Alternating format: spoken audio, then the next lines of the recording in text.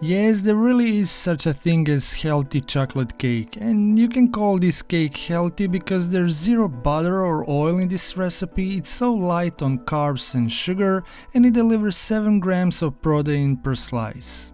As always, my goal was to find delicious, lighten up version that is simple, made with easy to find ingredients, and it's no exception with this chocolate cake, so let's get straight to the recipe. First, I separate eggs, the whites in one bowl and the yolks in the other.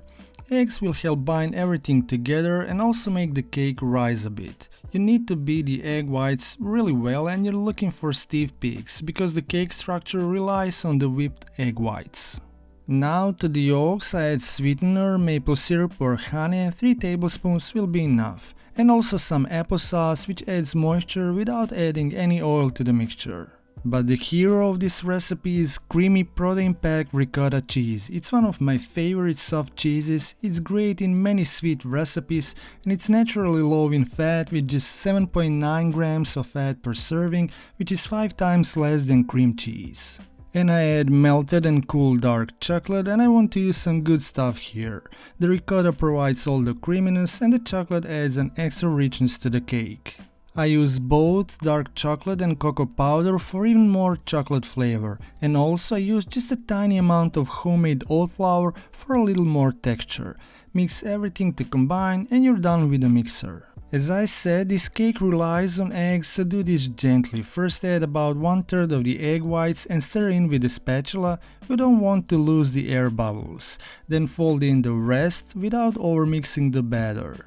To bake this cake, I don't use water bath, it's not a cheesecake and it's not going to fall or crack. All I need is my 8-inch springform pan and I line the sides with parchment paper too.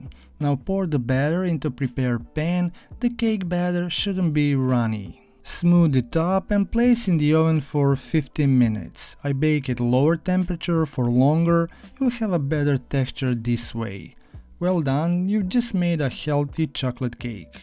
It really tastes better when cooled, so I'll let it rest for at least 2 hours. This will allow the flavors to settle and it will be easier to cut. Remove from the pan, slice into 8 equal slices, and you're ready to enjoy and share with your fellow chocolate lovers. See, it's that simple. Now serve with fresh fruit like strawberries or raspberries, dust with a bit of cocoa powder, and dig in without feeling any guilt.